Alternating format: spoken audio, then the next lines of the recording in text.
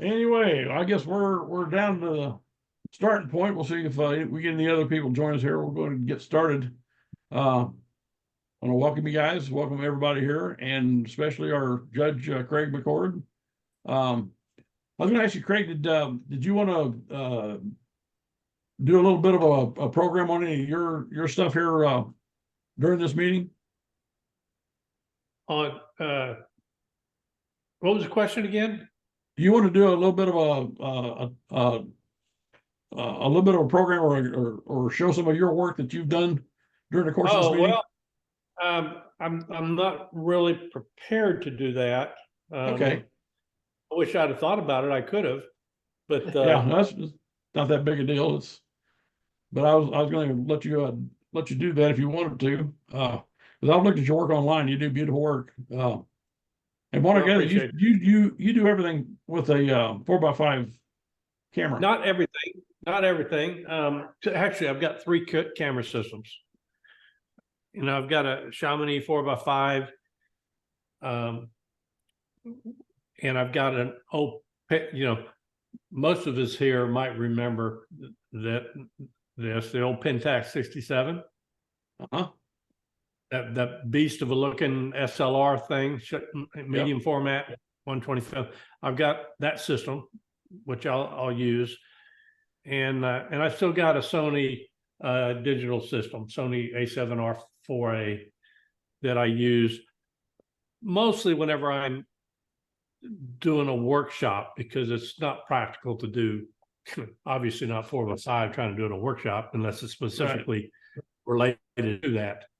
But even then, even digitally, like I've got a workshop coming up in April, the Alabama Hills in California, and I've done that I think the last 2 years, and I tell and that particular workshop is the purpose of it is to focus on black and white.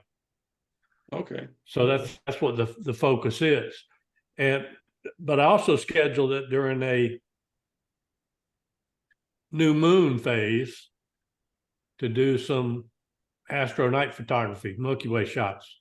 Oh, cool. So if anybody's interested in that kind of stuff, you can find the details on my website. But yeah, I'll use digital, and whenever I go on a workshop with other folks using digital, I set my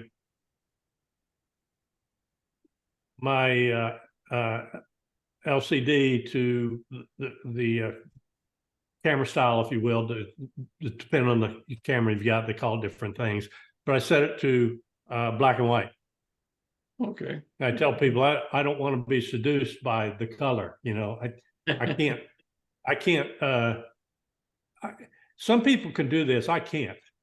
Well, I probably could, but I don't like to, because my mind is focused on black and white, and I don't want to see color and be distracted by color and say, "Hey, that's a nice color shot. Why don't I do a cut?" I don't want to do that, because it disrupts my mind flow or what I'm thinking of and how I look at things. So I just keep it in black and white, and if anybody else wants to shoot color, they're more happy to do that. So that's kind of how I approach that. So I got three systems, and depending on what I do, for example, and I wanted to go out yesterday, but with all the snow, as a matter of fact, but the wind was picking up, probably just not suited for my 4x5.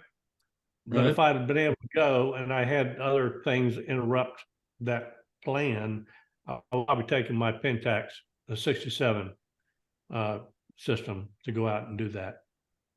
Both great cameras, that Pentax 67. And I started on those cameras years ago, shooting 4x5.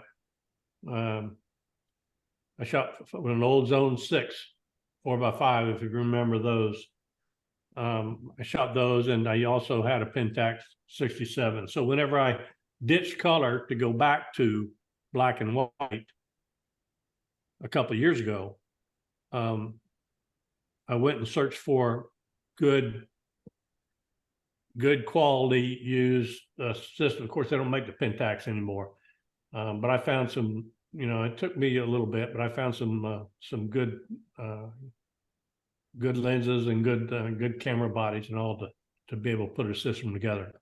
So that's kind of what I'm doing now. So all my personal work, either 4x5 or the Pentax 67. And and if I do stuff in digital, like on one of the workshops, I'll shoot black and white and I'll process digitally black and white. So I developed my own film, but I don't do the wet darkroom anymore.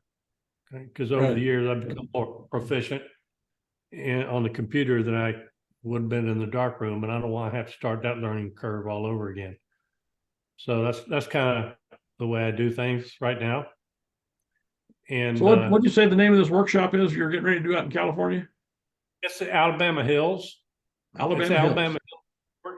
Workshop. It's I don't know if any of you are familiar with Alabama Hills, but it's in the Eastern Sierras, and they use that location. They've shot hundreds of Westerns and movies in that location because of the topography and the setup. It just is known for its history of Westerns and movies and stuff.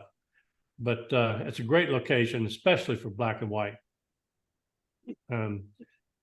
So anyway, that's where we're going in April.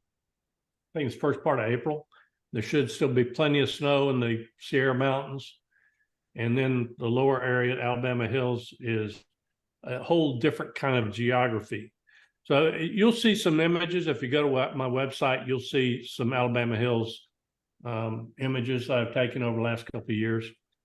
So I'd encourage you to do that. And I think we're also going to go up to Mono Lake, if you're familiar, have heard of Mono Lake. North of there. 100% no, but. And Bodie Ghost Town. Yeah. So that'll all be part of that same little workshop. So anyway. What is your website? It's www.craigmccordphotography.com. Thank you. Easy to remember. Do you have something you want to say, James? I was going to say, I've done some shooting at Bodie and at Mono. It's a marvelous place. Yeah, that whole area up and between Lone Pine, which is where Alabama Hills is, all the way up north, Bishop, up to Lee Vining, where Mono Lake and Bodie Ghost Town, all that area is just packed with beauty. Okay, well, before we get into the prints, I'm going to see if Bill Schaff or Tom Wedbush have anything they want to add to the minutes of the meeting this month. I'm good, Kelvin. Okay. Thank you. How about you, Tom? So we're rolling. I'm sorry, I only caught the last little bit of that. As I said, we're okay on the website. Everything's up to date. Okay. There's no other shows going on that I'm aware of, unless any of you guys have something that you heard of that I haven't, other than Craig's workshop. Nope. Well, Craig, it's all yours. All right. Now let me see if we don't have any glitches here. Now I can just click on share my screen, I guess, right? Yes. All right. Let me see if I can do that. All right. All right. What do you see? See, Craig was scored as okay. Now I'm seeing some images. You see the Lightroom? Yep. You see Yes. these? All right. The way I'd like to do this is I've separated there's a couple of images that, based on the way they were labeled or titled or whatever, I wasn't sure whether they were open or assigned, so I took a guess. So I hope I got it right. But I'm going to start with the ones that are in the open category. and we'll go through those one by one, and I'll make some comments on them. Actually, the way I'd like to do it is similar to the way a group in Lee Summit Art, our photographers, we have a critique session once a month. And what typically we would do is the person that owns the photograph, of course, if they're not here, if they're not on the Zoom, then you know, they're not here. But just say, hey, that's my image, and talk a little bit about why you took it, what drew you to it, and what you tried to accomplish, and any other technical issues you tried to use or did use to convey your intent. And then, and anybody else that's got a comment about it, any constructive comment, that's great. And then once you guys are done, I'll give you my thoughts. And then we'll do that with each image. And at the end of each one of those images, I will tell you, I will convey the first, second, third place as I saw it. Okay. And these are always hard to do, get asked to do this on occasion. And sometimes I you know, I kind of like, yeah, I don't mind, but I hate being the most loved and the most hated person in a group at the same time. But I will say that, hey, whatever I say is just my opinion. You know, it doesn't mean that what I'm saying is 100% right or accurate or relevant. It's just the way I see it. And we all see things differently. But to whatever extent that I can convey my feeling or thoughts about the composition or the way it was processed, and if you come away with something out of that that's of value, then that's great. That's I think good for us all. And I think we all learn from the discussion about the individual images, whether we created them or not. Okay. So with that, what I'll do is, and these are in no particular order. We can start with this one. And this was. Greg, that's Bill Bill. Schaff. Okay, That's is he mine. here? Yeah. Oh, okay, Bill. All right, talk to us about this. I find myself photographing a lot at Corporate Woods because I live close to Corporate Woods. So this was just down in the woods. There's a number of trees that you'll run into with the vines draped across them like that.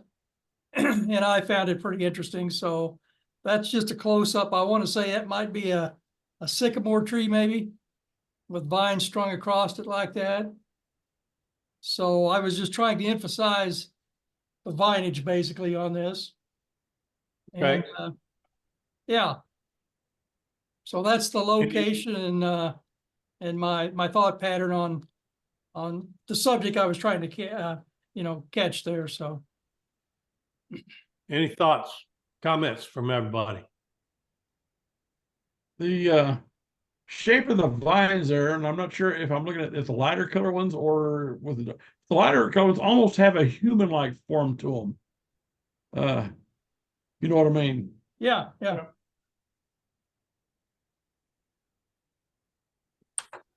That's true, they do. Bill, I would maybe like crop it because it is at an interesting angle. Maybe taking off the left portion because that is a bright spot of the photo on Yes. the left side. I know what you're saying there. Other Can we thoughts? Can we bring the sides back up?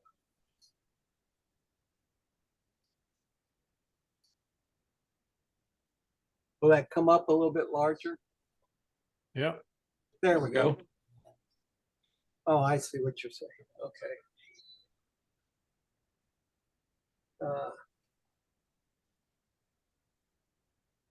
Yeah, cropping out that top corner that you don't have to have another angle. That may or may not have been possible. Yeah. What if It just darkened the corner. All right. Yeah, yeah, All right, that may not let's- hurt, but still, those two bright colored or lighter colored vines running diagonally through there. First thing catches my eye, and I keep going up and down that vine, looking at the different, that, and then how the two lower pieces are, one behind one in front of that larger vine, and then the larger vine goes behind the whole thing. The vines is what gets my attention. That's where I keep going up and down these vines. Okay, let me, any more comments?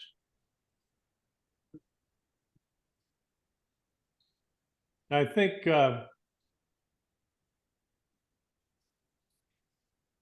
one of you mentioned, I'm playing with these, okay. I think it may have been,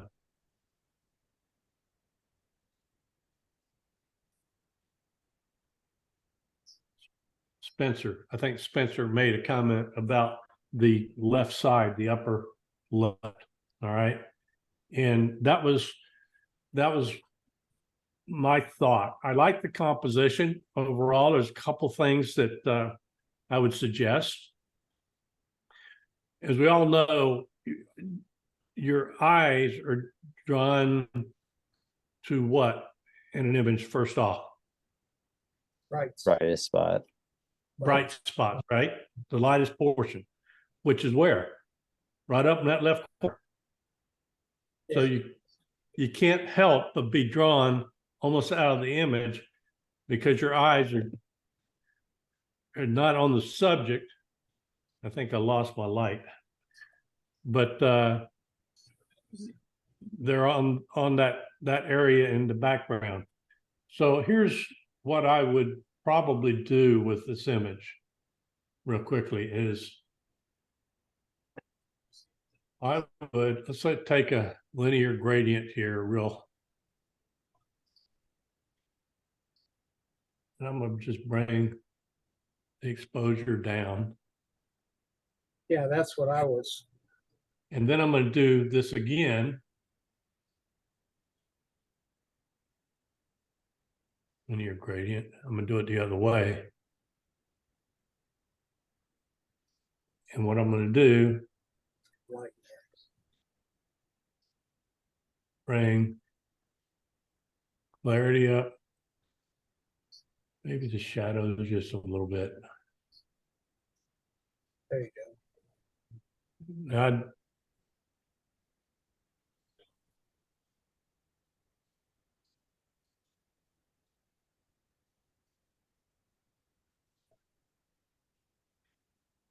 I'd probably do something like that. I'd probably do a couple other little things too. But if you burn this upper left corner down, you can't get rid of it. You can't crop it out because it ruins the whole image just the way it is. One thing I like, the diagonal aspect of the way the vines run, that's good. One thing that does bother me though, a little bit, which you can probably correct if we did this. Or better than that, let's do it the other way. Let's see if we can do it the other way.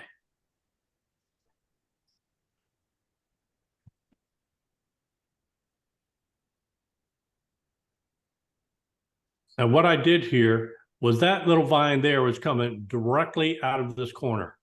That bothers me a little bit. Usually you don't want that diagonal doing that. So just a minor adjustment. Just, it picked it up out of that corner there a little bit. And I think that helps it. So that, well, aside from the cropping, that was before and this is after. So, and that's just a rough thing. You could do some other things to it as well and fine tune this edge up here. But I think it's certainly got good potential. And one thing that I would certainly recommend to everybody is don't be afraid to use your clarity and contrast and your whites and blacks. Black and white images can stand a heck of a lot more of contrast and clarity adjustments and stuff than color can, or more. And it can make a big difference in the way the image looks. Okay. Let's go on to the next one. Who's this one? That's mine. This is took this shot up north of northwest of St. Joe. We have a flying site up there, and I had lost my lift and it was on the ground, and I turned around and saw Curtis and Curtis flying in front of the moon. And it just so happened I had the camera with me, and even though I had it zoomed as far out as she would go, and handheld. And anyway, I got several shots that were with them and the moon in it, and I was kind of tickled about the fact that that's a rarity, So anyway, let's see what else. Not much else. Okay.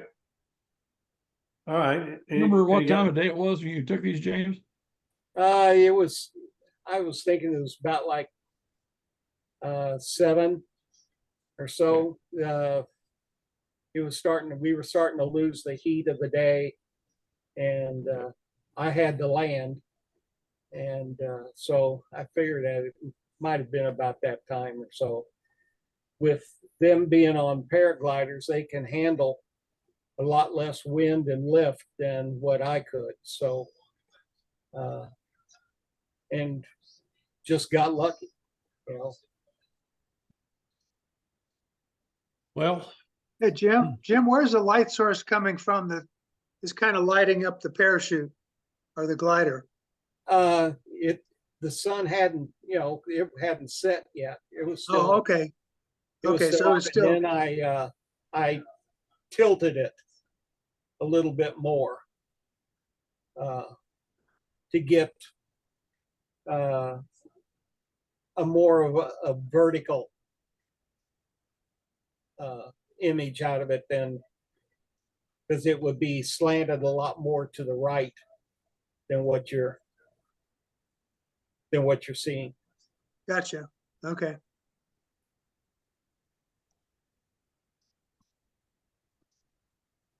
any other thoughts?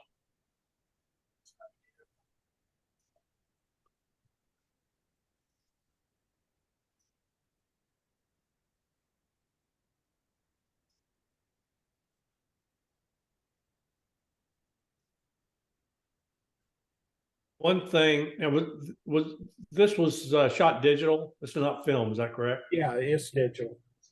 Okay. It looks like I can see noise in there. It's noisy as all get out. Uh, Noisy and soft, and yeah, I had a hell of a time dealing with it. But it was still, on a small scale, it was still good enough for me to go, okay, I still like it. Yeah. Yeah. Well, that's all that matters. Now, ideally, I don't know if you just saw what I did. I mean, you observed what I did. I did a 4x5 top out of it. And I think that gets rid of a lot of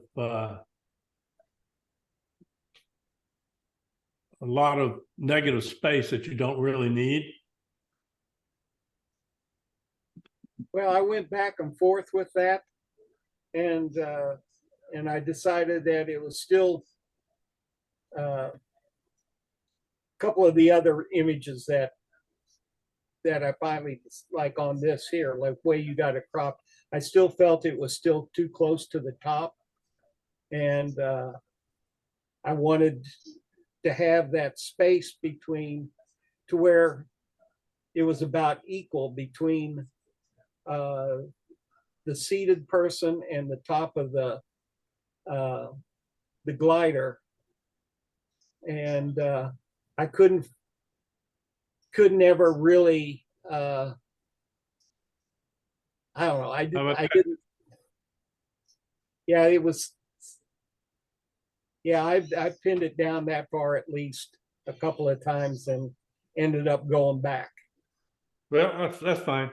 And that's, you know, and sometimes it's a personal preference. Now I've got a 4x5 bias. Okay.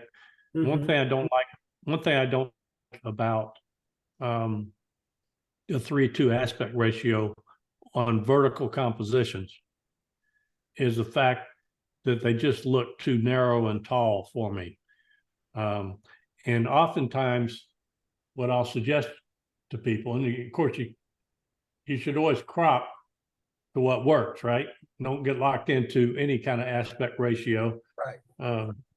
But I find that most of vertical compositions that I take on, say a 3:2 aspect ratio, I've had many times that I'd sit and look, the image just isn't working. It's not working for me. And then I go to I click and go to a 4x5 aspect ratio, and made all the difference in the world. That was it. That's all it is. So my advice is try it both ways. You know, one's not necessarily more right than the other, but it might be more right to you once you look at it and evaluate it.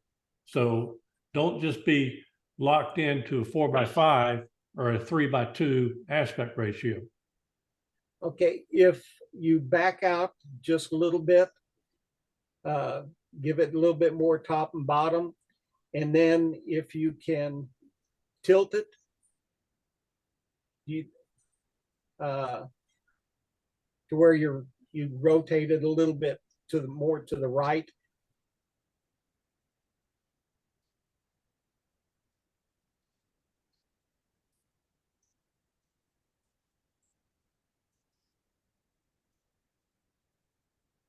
Yeah, and then expand it up again. Well, I can't do it because okay. It's constrained. Because that's one of the things that I was trying to do. When it was like this, the top paraglider looked way too vertical to me. Yeah, I got you. And those are all kind of compromises that we have to make. But certainly always consider that. Now, ideally, and I know this is a grab shot for you, okay? But I would love to have seen that moon in sharp focus and a little bit more separation, not merging and all like that. But that's not criticism. Yeah. On what you did. It's just kind of like, hey, Yeah, I just had seconds to take this shot. That's what I got. I like it, and that's good. Yeah. It's not perfect, but sometimes that's the best we can do. Well, all right. So anyway. Move on here. Okay. This one. This is this is mine. Okay. This was about a year ago, right about a year ago, about the same time of year. Had a little bit of snow come through, and I was out shooting some snow on the trees. I didn't have to get up that morning and shovel too much snow, and I caught this big old pine over there, nice little frosting on the limbs. I like it. I took it. I like the background because the clouds that was a natural sky. The only thing I had to do is I had to play with the background bright contrast and brightness to kind of bring out some of the highlights a little bit better in the clouds because they were almost all white and just almost washed out. But Yeah.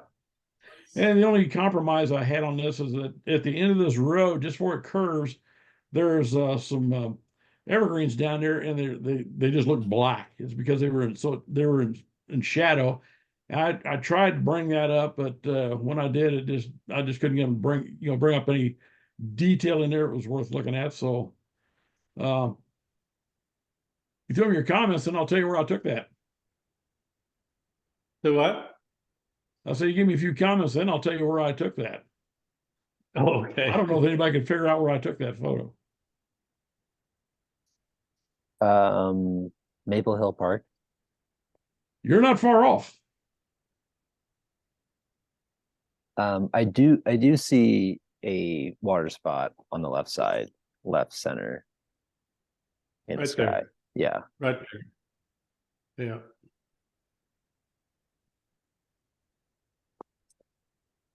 That's a cemetery Hey. photo. Cemetery photo? Yes. Oh, okay. I Yeah, love to white take the foreground there on the lower left corner. I went through there and photoshopped out all the headstones. Oh, really? And also photoshopped out the headstones in the background along that white highlight on the far side of the road. I see some headstones back there. Is that those Yeah, are? if you really blow it up and look in there, yeah, you'll still see Yeah. a few of them back in there, but yeah, it's kind of hard to tell from that vantage point exactly where that's at. And there's also some on the right side, in the lower right side of the photo too.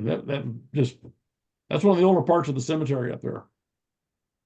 I'd have left them in there. But I like the tree. I didn't like the headstones in there. Yeah. They were none of them were consistent in color or tone. They just kind of really distracted from this tree. I just like the looks of this tree with that coating of snow on it. Any other thoughts?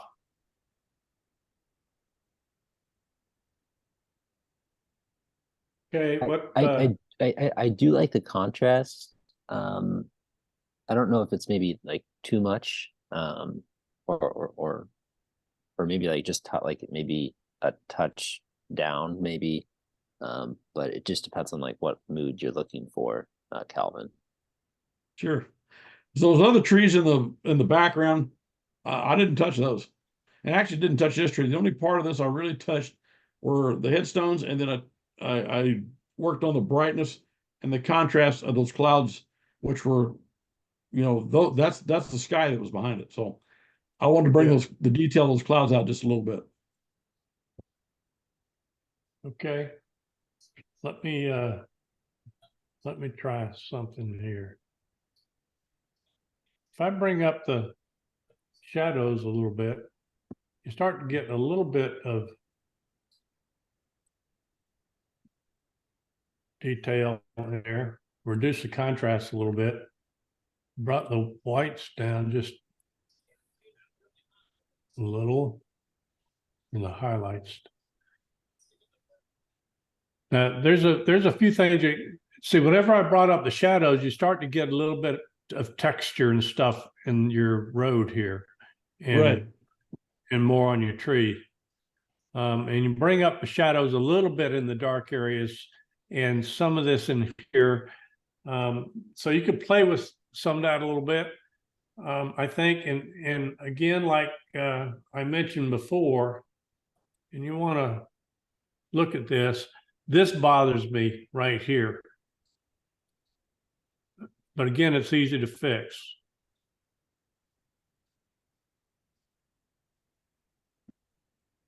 Mhm. You don't usually want anything that's coming straight up out of one of these corners, especially if it's a diagonal. Okay. So, and it's just a minor thing that you could either do it in camera if you have to do it. Just whenever you're composing, just think about that. Sure. Diagonals straight out of a corner is not a good thing. Yep, So, I agree.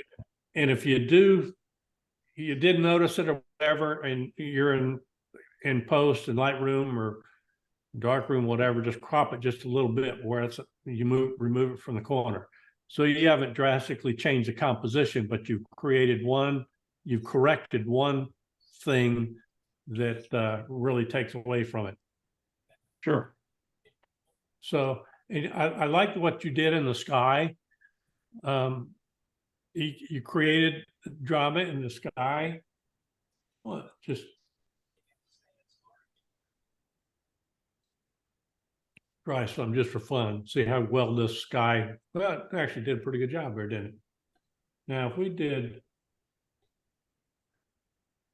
create a little more drama, Right.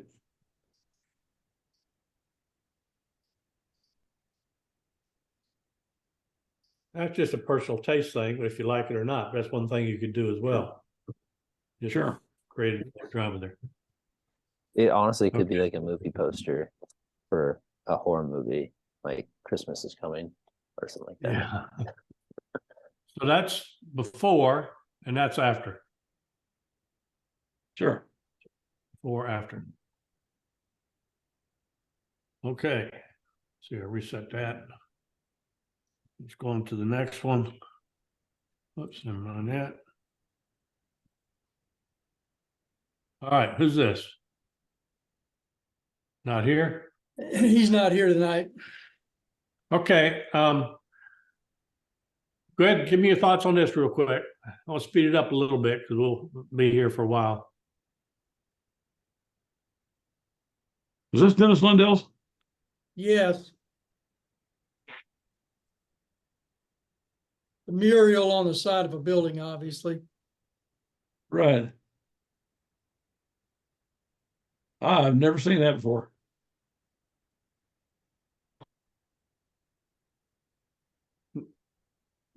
Now, my first thought about this was, let me get out of this thing here. Okay. My first thought was, you know what? I wonder if It's reversed. reversed. I wonder if he did an infrared filter on this. Is this reversed? I was Is wondering this? I don't know whether it is or not. It almost looks like it is. if, like the electrical box and the light at the top, if it's casting a shadow. It looks Right. like it's reversed. It looks like it's reversed. It looks like it's a picture. Yeah. It's a negative. Yeah. Right. It's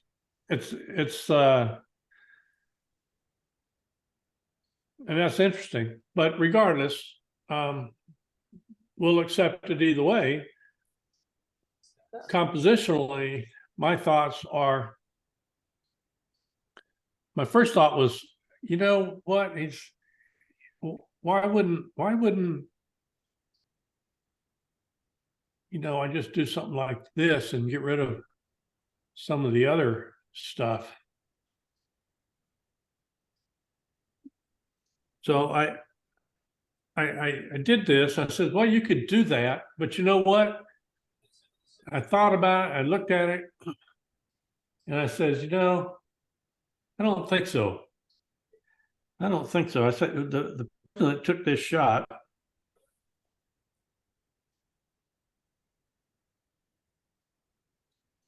Well, let me go back.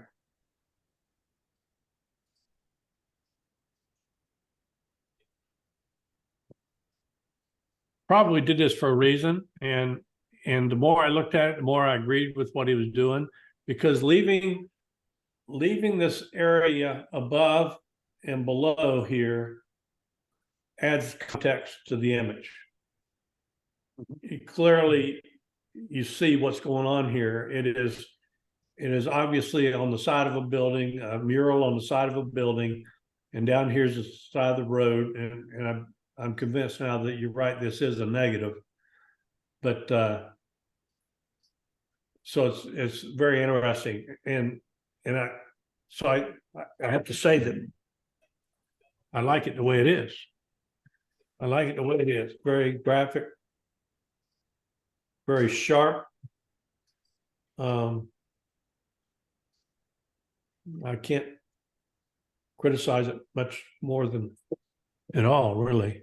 It's very sharp, very well exposed, negative or positive.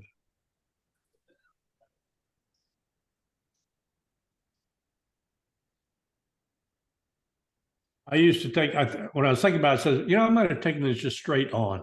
He took it at an angle, but and I'm not saying, I'm saying what I would have probably done, at least one shot.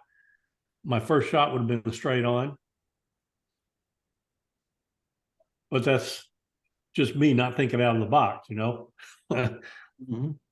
But I'm not saying that was the right way to do it. I'm just saying that's probably the first thing I'd have done. Anyway, all right. Move on here.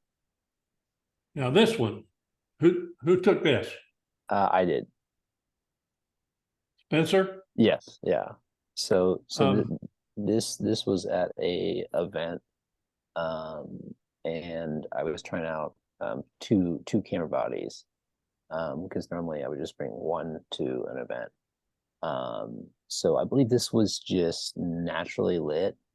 I also had a flash with me, and this was around like 4:30.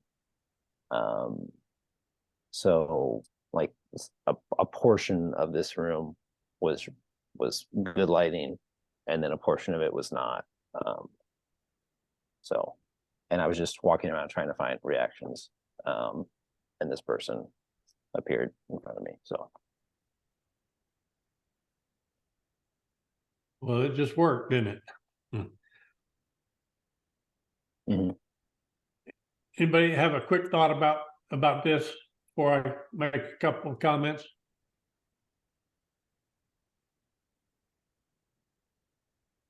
What was I your love the facial expression on that lady there, look towards the camera. That's great capture on her face. My only thought is if you could just burn down the windows in the back a little bit, Mhm. the Yeah, the light back there on the horizontal just kind of pulls away from her a little bit. That's my thought. It's a little bit of a distraction. If you could just burn that down a bit, it wouldn't be, I don't think.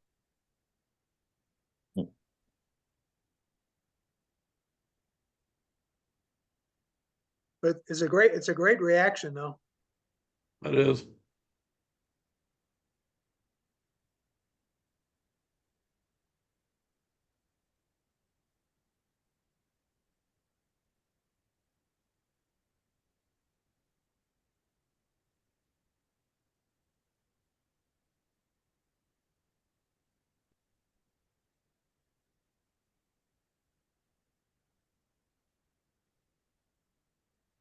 how's that? That's It much helped. better. Yeah. Yeah, It's much Now, that more. looks good. I like the way. Well, I tell you what, Spencer, what lens did you use on this? What was your aperture setting? Um, I think it was maybe like 4.5. But the reason I ask is I like the way, you know, the crowd in the background and all really adds context. But if it was sharp, it would be distracting. So you Yeah. used a wider aperture, at least wide enough, because you were so close to them, the couple, this woman and her friend, that the background was blurred enough so it's not distracting, but at the Yeah. same time gave it context, which Mhm. is important. Now, all I did was just lower the exposure, the exposure value a little bit in the background, so that you still have the context, but you've got, the couple here more in front, more. Well, that's what it's all about. Mhm. And I like of course, the expression you caught was just, timing was perfect, no doubt. But the way she is looking, we all say diagonals are very powerful in an image. Okay. And they can be,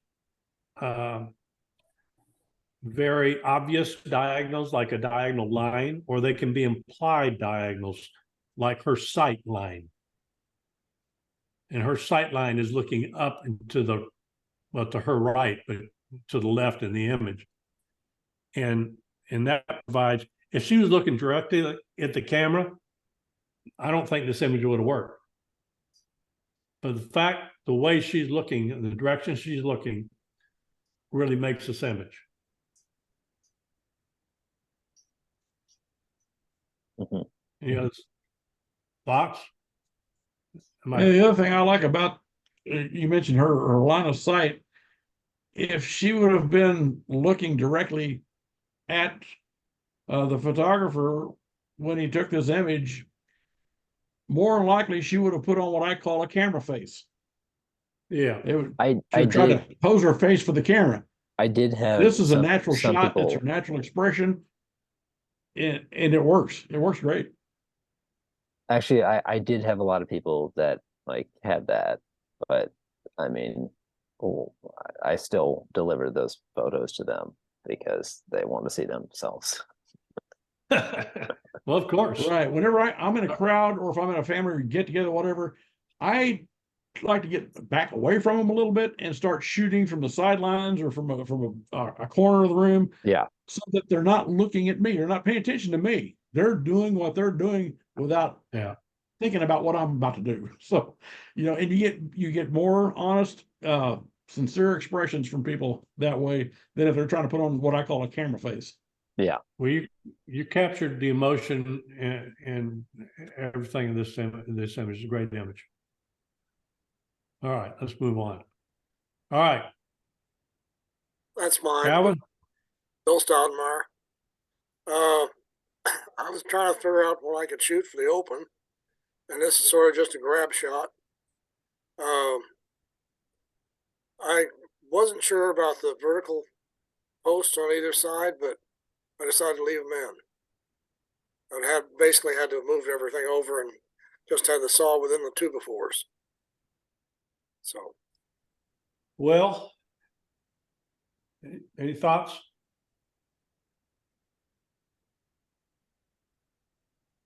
The title. Well, I guess the image. the Yeah, go image ahead. is supposed to be the saw. Yeah. Yes. Is that yeah? I think if you had to move that shovel handle that's on the left side of the saw out, it kind of pulls your eye away because it's a brighter thing. Okay. And then whatever that is on the right hand side, that's kind of leaning a little bit. That, again, both of those kind of pull your eye away from your object. The saw. Just my thought, if that, what you're trying to focus on is the saw. Right. Well, whenever I first looked at this image, I thought, it's okay. The subject is a saw, but there's too much competing with it. But I looked at it more. I said, well, it's got some potential here. It's got some potential. And I think, who was it, Tom? Was Tom when you mentioned the shovel handle? Yeah. Yeah. All right. Again, I'm going to go back to, let me see here. I'll do a 4x5, but I'm going to raise it up a little bit.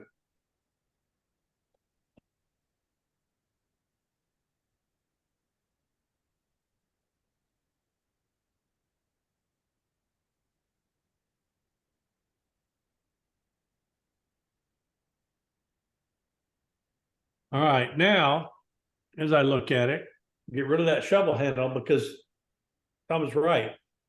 My eyes are going to the shovel handle down there. And this is about the saw. And that handle was an element that doesn't need to be there, just distracting. And my first thought was, okay, the saw is framed between the two 2x4s or 2x6s, whatever they are. And I thought, well, that's good. And initially I thought this handle here and this handle, whatever it is over here, was distracting. But no, actually, I think that provides as much as a good frame as these two befores. Now, the comment about this, I think is valid. Well, let's just try something here. Just crop it out. Can you crop out the right side a little bit?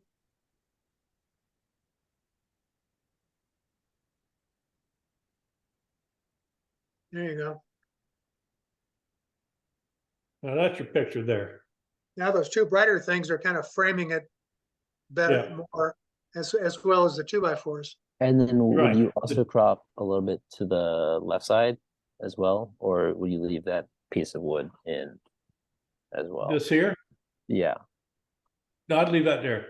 All right. I think I'd leave that there because what you're seeing here, and this is the other thing I like, are these diagonals with the wood planks sitting behind. Yeah. And this continuation beyond this 2x4 here, I think helps that whole concept. So yeah, I would leave that.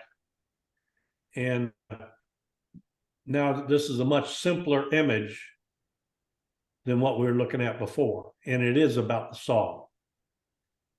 Okay, and it's framed well, both between here and between the 2x4s, and you've got these diagonals in the wood in the background, which again, like I said, that extends beyond this 2x4.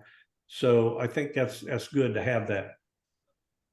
Now, what you might possibly do, and I won't take the time to fool with it now, I might increase the shadows a little bit in here just to bring out a little bit more of that continuation of that diagonal line. Not much, you don't want it the same level as this because this is a shadowed area, but just enough to give it a little bit more detail. Okay. Okay. Thank you. All right, this one. Yeah, that's mine. Okay. I've been wanting to play around with macro lens that I've had for a while, and I just never got around to it. And I thought I'm going to go down in the workshop and I'm going to play. And what I really wanted to do, and I think I did okay, was to get the graining of the head of the match. You know, my wife thought I was burning the house down. I kept lighting matches down there. You know, you had to light it and take some pictures pretty quick because it would burn down on the wood and whatever. So I was lucky enough to, I thought I did a pretty good job of catching this one. Any other thoughts? Is the white line at the bottom supposed to be there? No. Oh. No. Okay. I didn't catch that. Thank you. Need to crop that out. Huh. Yeah, that was what I noticed too. And What we darn. Huh. There There you go. that makes Magic. a difference. It's magic. Yeah. So you had to go pretty fast to get that head, Yeah, I that like that that. flame That on there was- without getting into the matchstick. Yeah, because I was lighting it with another matchstick and I had the remote in my hand. And I was, you know, when it first would flame up, the flame was going every which way. Sure. And it didn't really make a very good picture. I tried putting the match in a horizontal position, but when the flame went up, I mean, it was burning the match at a much faster rate. It didn't look good. And again, I was trying to focus on the head. That's why I called it Hothead, as far as the title. So, and I wanted to get some of the grain of the match as well. But again, I was trying to focus more on the head of the match. I think it certainly the little white stripe down at the bottom was a distractor, and it's just one of those things that have to look for. Yeah, I totally blew that. I don't know where that came from, but anyway, go ahead. Yeah, I like the fact that you did a square format on this. It works for this image. Mm-hmm. Yeah. And the way it's, of course, they say never put your subject in the center of an image, right? Yeah, but on this Well- one, I felt it should be. Well, yeah, that's why I was my continuation of the comment was to be except when it works, Thank you. so and it works here. So anyway, I think it's a good image. There's a lot of texture in here. It's a little bit soft right in here, but I don't know if that may be just an effect of the flame itself. It was. I tried to play around with the f-stop a little bit to try to get a little bit more of the head, but the flame kind of softened that because it's all around pretty much around the head. So I was really, really trying to set it up and focus on the head of the match before I struck it. And it's just kind of an offshoot of what you get with the flame. It is kind of soft, but it's better in color, actually. Don't say that. I'm sorry. Okay. All right. So that's all of those in the open category. So I would say, let's see here.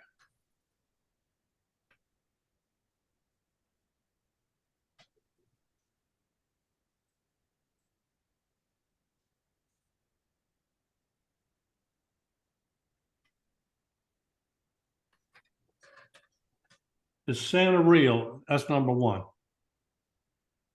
First place.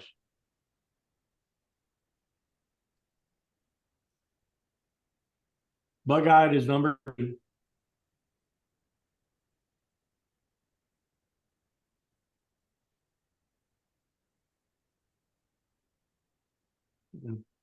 Hothead is number 3. There you go. And what kept Hothead out of number 2 was that white line on the bottom. Damn. Well, I'll have to just be more careful. That's the way it is sometimes, but that's anyway. Okay. All right, let's see. Let's go on to the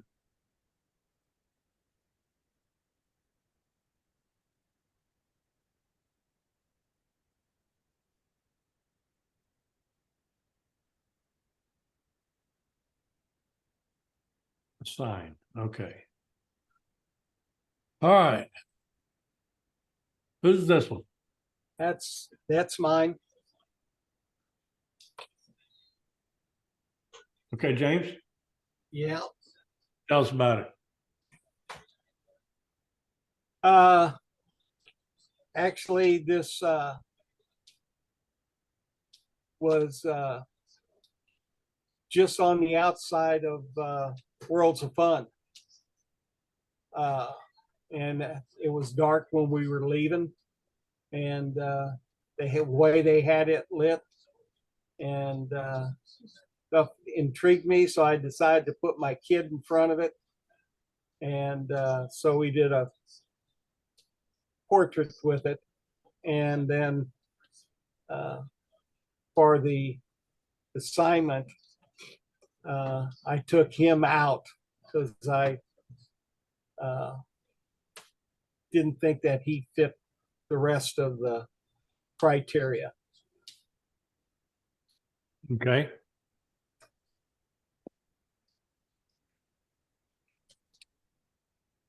What was the lighting? Just arc lights? If the lighting that they had on it was lit it up a little bit more, but then I had a flash, and the flash was, it was directed more at the kid than at the dinosaur. So anyway, Okay, all right. Any comments?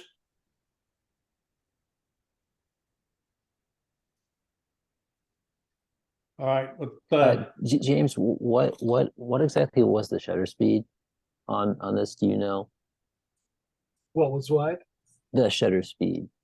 Oh, I don't know. I'd have to look at maybe a history thing or something.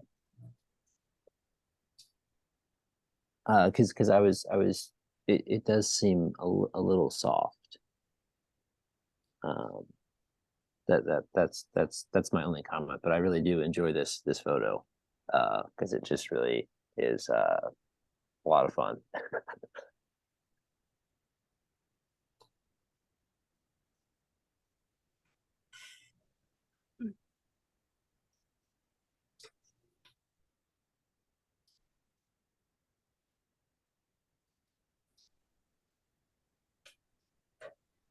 well,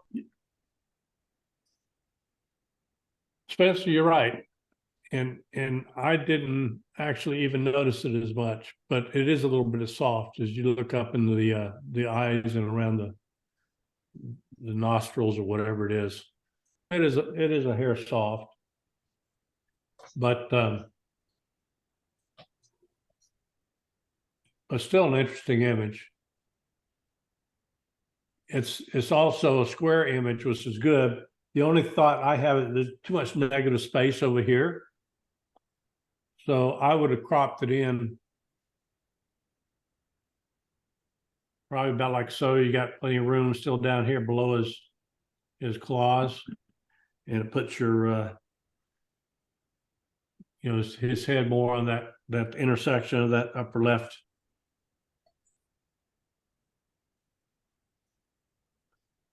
Well, what do I do there? All right. So I think that eliminates some of the excess negative space on the right-hand side. So I think that works a little bit better. But other than that, I do like the composition. It suffers a little bit maybe in sharpness. So the f-stop, yeah, and your focus point probably contributed to that. Of course, if the body down here is a little bit soft, not a problem, but you always want, just like in real life animal and people, you want your eyes have got to be in focus. That's your really most important thing. I think the focus point is on the neck.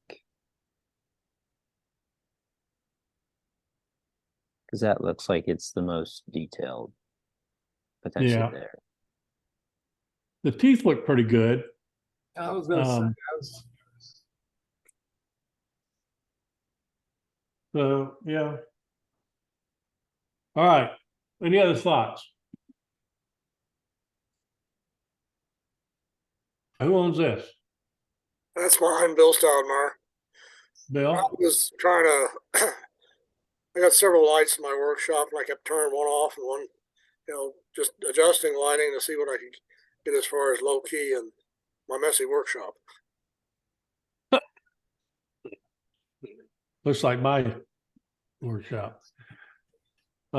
Okay. Thoughts?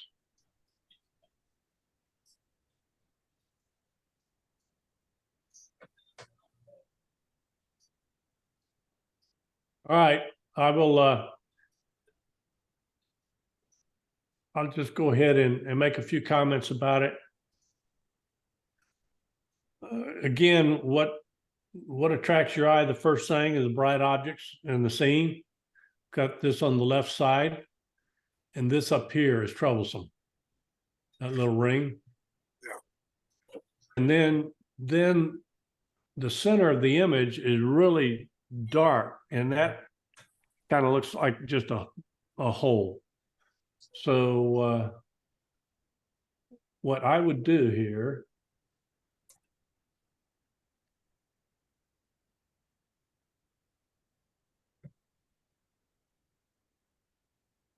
okay,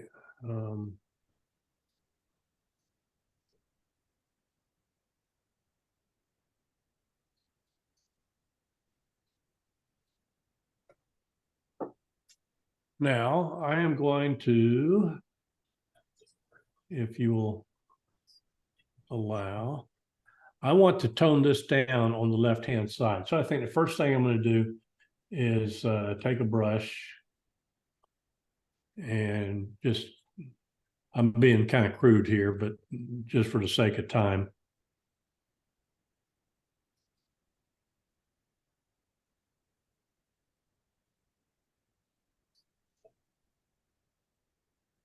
Might reduce the exposure a little bit, bring that down, maybe the lights and the highlights a little bit. Okay, and I might do the same thing with this box in here. Yeah, That's a little bit more than I would do. I'd bring that back up with a separate brush, but maybe the same thing here and there. I wouldn't use the same brush, but I'm just doing this for sake of time. Okay, so I brought the value down a little bit, but now what I would do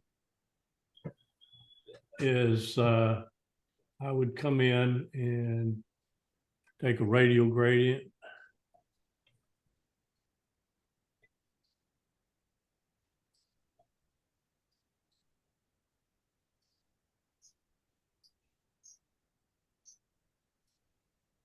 Now I'm gonna bring up the shadows in here a lot. Maybe the exposure.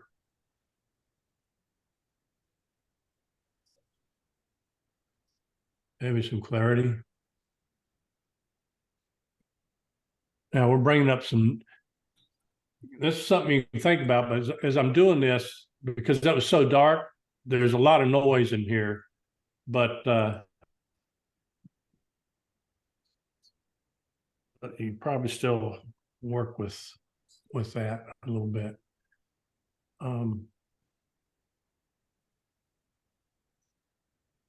Or you could just turn it to just all black. Or is that just a big dead space right there in the middle?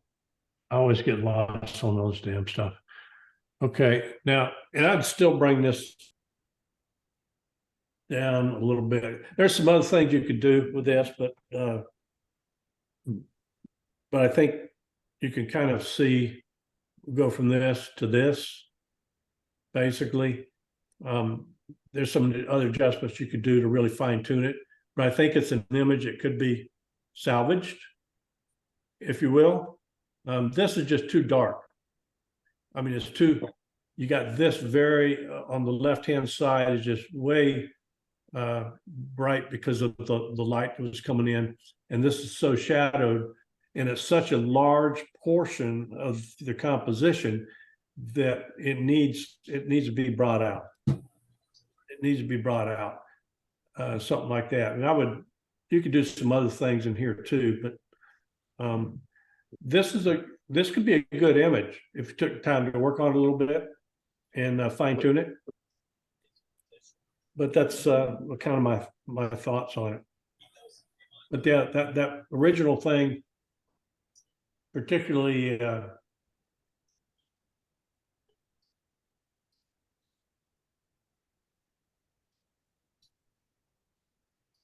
this up here was the first thing that caught my eye when I looked at the image. I said, whoa, that is not really something that's part of your story there. Okay. Let's go on. What one's this? That one is mine. Okay. And this one is from the same event. So this was, I think it was like a silent auction. And then they also had like a raffle. But this is right near the window. And I think it's around like the same time as that other photo. And yeah, the light was just hitting really, really nicely on these people.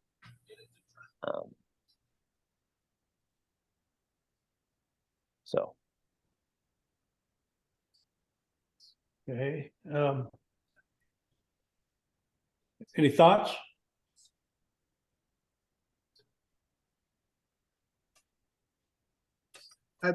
it's a hot right in the middle. That one spot. Here? That the badge, label on her dress or whatever it is there. the badge, Yeah, the badge. name tag. Yeah, just a little too hot. And you could take and just, wouldn't take much to just bring that down just a hair. Yeah. And then also I was trying to like darken the background more. Because like at the top there's like a TV at the very top portion. But it was becoming cumbersome with all these other objects with the people in the background, and then we got Patrick Mahomes back there with the auction items, and Andy Reid looking at him. So I just decided to go with this. I think your background is fine. I really like this image. The tones in it and all, and your light. Yeah, this was a little bit hot, but that's easily corrected. Compositionally, I think it all works. And I suspected, based on what they're looking at, and we got these pins and these, it looked like a silent auction kind of thing. The only thing I would potentially do is maybe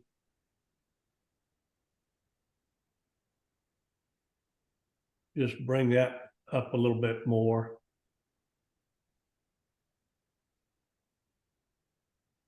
So you can, gives it more prominence. It's not just something that was there, it's something that they're looking at. That's what they're looking at. So, you know, it just brings up the values just a little bit. And I wouldn't have done anything. And the other thing is, her head at the top is just a little bit tight. A little bit more room up there would have been great. Okay. And you could have easily probably done that, sacrifice, you know, a couple centimeters of the bottom, you know, that's not important, and give her a little bit of breathing room on the top of her head. Yeah, because I think in the actual photo there is I think room on the top and bottom. Yeah, But I just wanted to try that'd be to easy go. to fix. Then that's something to Yeah. think about. Okay, thank you. All right.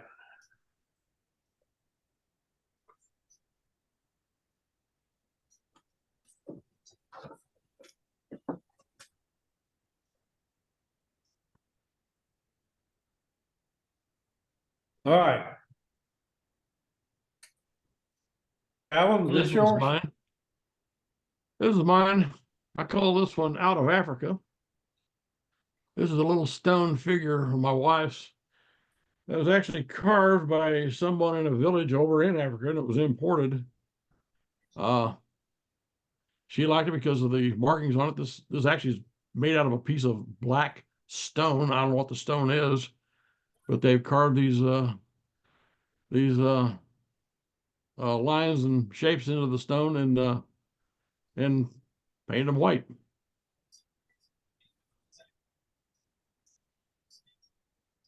Yeah, thoughts? And what was this like used with like a flash or just like naturally lit? I had a light off to the side. I didn't use a flash. If I used a flash, I'd start getting glares on the stonework, like say right above the lip and beside the nose, or on the cheek. I'd start getting these hot spots that come up. So I just put a soft light off to the side and took several macro shots sitting on a dark background, and then just went from there. So I really did very little Photoshop work on this, other than just kind of bringing up the white highlights a little bit and making sure that I had killed off the shadows that showed up on one side of it.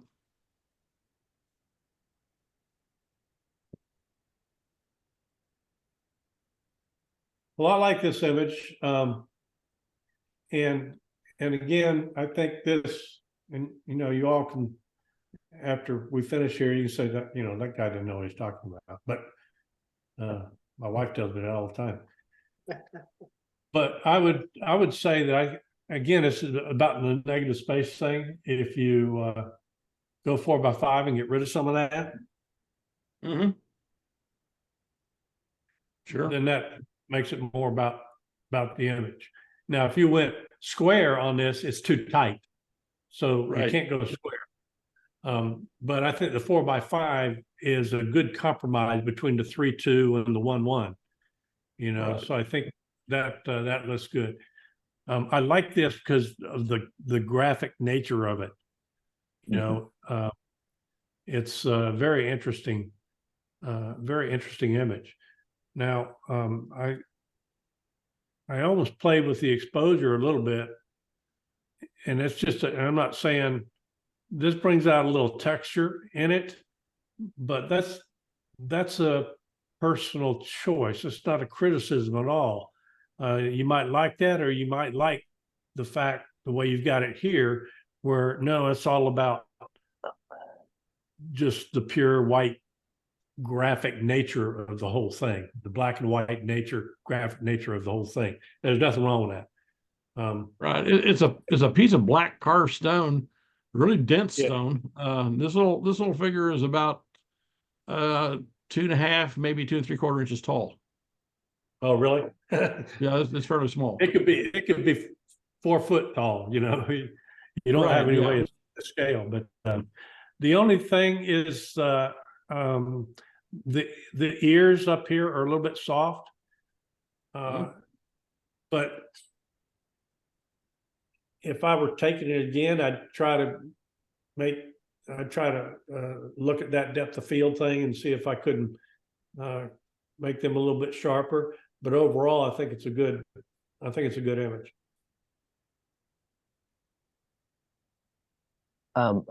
Calvin, I just wanted to add, I think if you had like another light like behind it to just like separate from the complete blackness, I think that would make it just like separate that background. So it's not just. Well, I tried that and it created too many shadows in front of it. Oh, in I want front this of it. thing. Okay. I want to eliminate all the shadows, and Okay. that's the main thing. First thing I was going for. Get rid of the shadows, because the shadows against this thing didn't look good at all. Okay. But that's that was my opinion. Well, and the takeaway from that is, if you want to say it's a takeaway or something to always want to consider, is the fact, Calvin, you tried several different things, and you always and you need to do, you know, what they say, you know, work the shot, you know, different angles, different things, different techniques, whatever. Because usually, or I don't say usually, but a lot of times, your first impression or your first shot that you thought you were going to be a great one is not the one that turns out to be the one you like the most, or the one that works the best. So yeah, I did several. Well, I don't know how many shots I did of this. Different angles of the light. You know, high, low, off to the side. And this one here was kind of off from from that image. It'd be from its left side a little bit, so I would get a highlight on that detail on the back of it, or go down the side of it, and then detail on the front and the face of it. right. Okay. Yeah, this is another one of my Okay. project macro shot. What I had was an appliance light bulb, which was clear, and I dug out the innards of it through the bottom, so that I would just have this clear window, if you will. And I set up and my initial thought was I was going to put the candle inside of the envelope. Well, no, that didn't work. It started blackening the internal of the bulb. So I drilled a hole in a piece of wood, placed the light bulb in that, and then right behind it, I drilled another hole to put the candle in. And then again, you know, light the candle, start taking pictures. You know, I had to change the ISO settings and aperture settings and whatever, because the only light that I used was the light of the candle. I just closed my workshop off and it was in total darkness. So anyway, it was a work of love, but again, I was lighting and lighting and lighting enough matches that my wife says, "What's going on down there?" Starting to smell up the whole house. But anyway, that's the background of the shot. Okay. All right, again, I'm gonna kind of just speed up now here because I'm about to get the hook from my wife. You got to put the dog away. Anyway, so this square format works good with this image. Again, this type of an image where it's just, you know, it just works.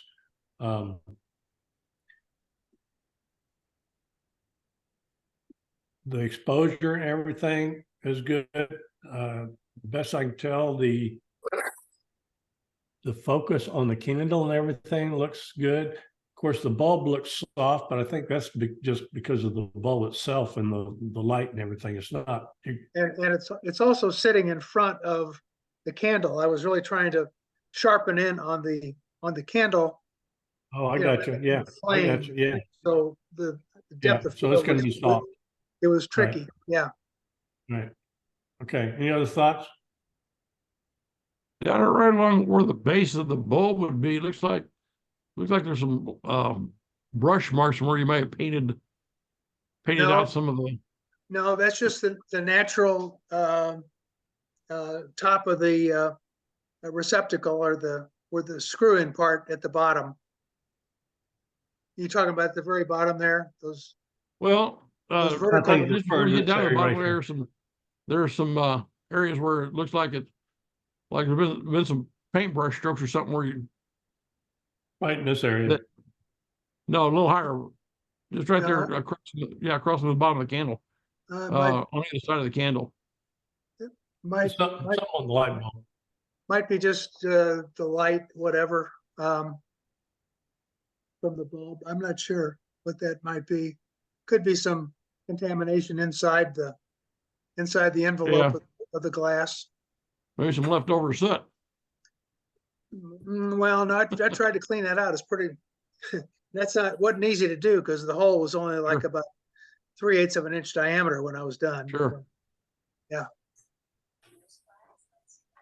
I like it the way it is. Yeah. It looks nice. It's a good image. Does look good. All right. Next one. Who's this one? That's mine. Okay, Bill. That's a studio shot that I took in my basement. 85 millimeter lens. And just want to get that nice low key image. It's a nest I found in my yard last year. And That's pretty good size egg. yeah, it's a good sized chicken egg. It's a brown tone. It's from somebody's farm that I work with at work. They bring in eggs to sell. So it's not a white egg. Well, what I would do with this, I mean, it's compositionally, it's good. The placement of the egg and the net and all is well done. The only thing I would do with it is I think the contrast is a little bit high. I'll bring up the shadows a little bit, but I want to do something with the egg. I want to do something with the egg here. And what I want to do is I want to bring the blacks down. Not much. The whites, bring the clarity up. What I'm trying to do is bring the texture in those, reduce the highlights a little bit.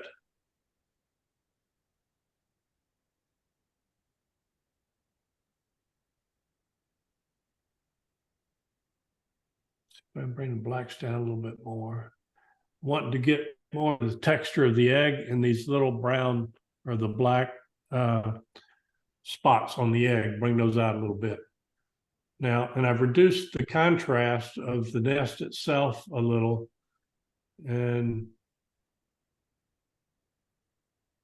But I could also, once I did that, it kind of lightened up some of this other area. So I want to bring the exposure down to just take a brush and kind of do what you had originally done, is darken some of this area that we don't need.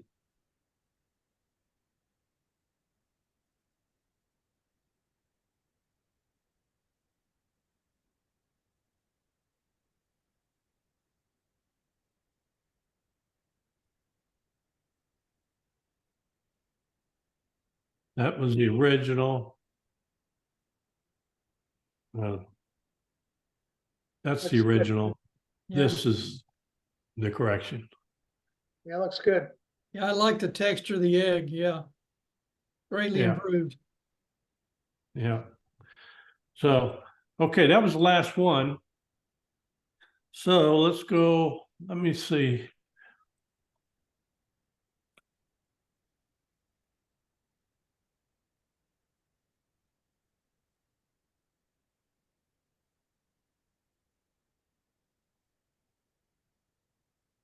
Okay, let's see what, we didn't talk about this one. That was Who's- last month's, or no, this is That this been- month's. Yeah, this is this month's. Okay, I don't know how I missed that one. This is, very quickly. I think this is an excellent image.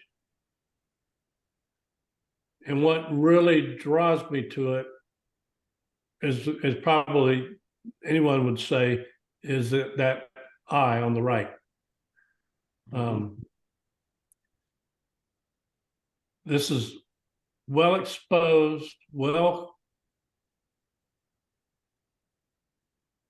composition is very good. Look on the dog, I mean, everything. Now, let me ask you, in processing this, how did you tone down this background at all? Dennis isn't there. I'm sorry? Dennis Lindell's not there. I thought it was Bill's. Okay. Well, what I really like about this image is, you know, it's captivating for certain. And the background has been toned down, it appears probably a little bit, but it still adds context to this composition. And also, you got these the planks in the wood floor. You got the diagonals that are going off to the left. I think it's captivating to me. And compositionally, it's a square composition, but he's got those eyes are on the upper third, and essentially the head is on that intersection of the upper thirds. And well composed, well lit. I think an excellent image. And this is in fact what I would say is number one for this category. Okay.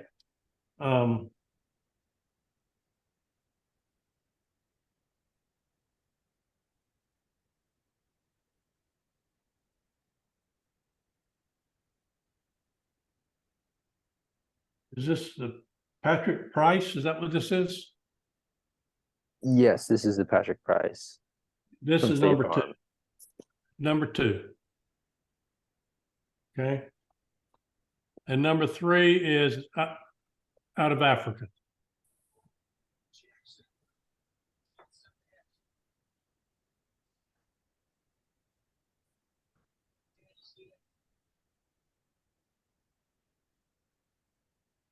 I guess that's a wrap. You able to get all those, Tom? Yep. Okay. The only other Thank you comment I'll so throw at you much. about that little stone figure there that There's a place down in downtown Overland Park called 10,000 Villages, where they import handmade items like this from villages over in Africa. They actually pay the artists to do this. It's not a slave labor camp. They actually are paid a fair wage for their products. They make all kinds of stuff, jewelry, you name it, little knickknacks, pottery. Neat little store if you've never been in it.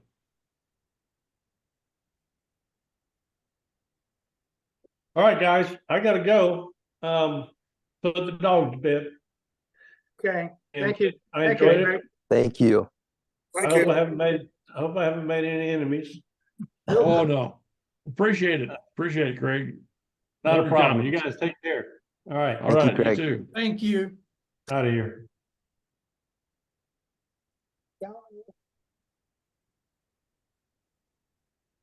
Well, we need to cover anything else, folks? Calvin, Yes. what's that place in Overland Park? Wait, I lost your audio Can't hear there. you, Tom. What was the name of the place in Overland Park? I still didn't hear you. We can't hear you, Tom.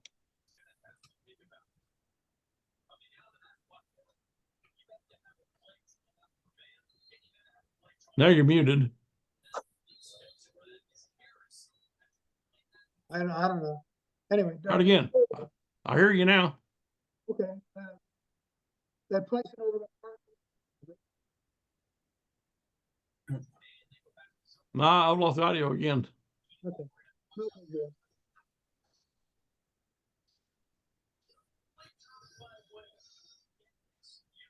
I guess you could message it in the chat, Tom. I'll send you a text. Okay. Okay. All right, guys, good night. Good All night. righty. Thanks a lot. You guys take care. You Stay out too. of trouble. We'll try. Enjoy Good the night. additional snow we're gonna get this weekend. Oh, geez. The Adios. snow is supposed to be more like a January snow. It's gonna be powder.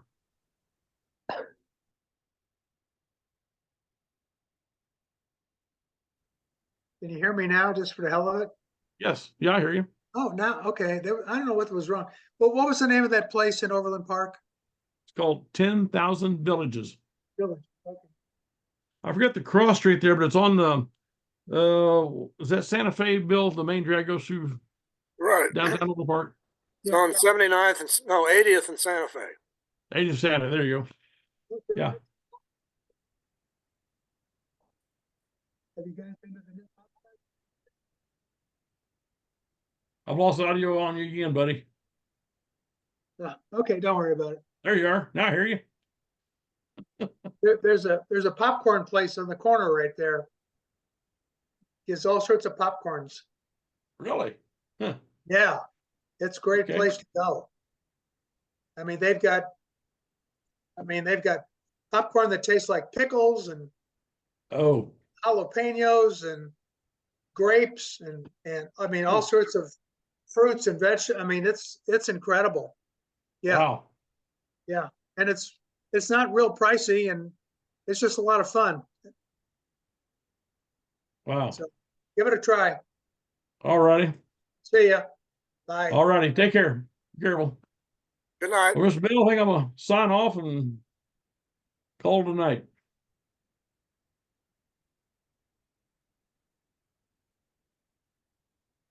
Yeah, I'm trying to get out of here. All righty. Good night. Let's see. I'm gonna see if there's a place here to stop the recording or probably when we leave the meeting. Thank End the you. meeting for all. There we go.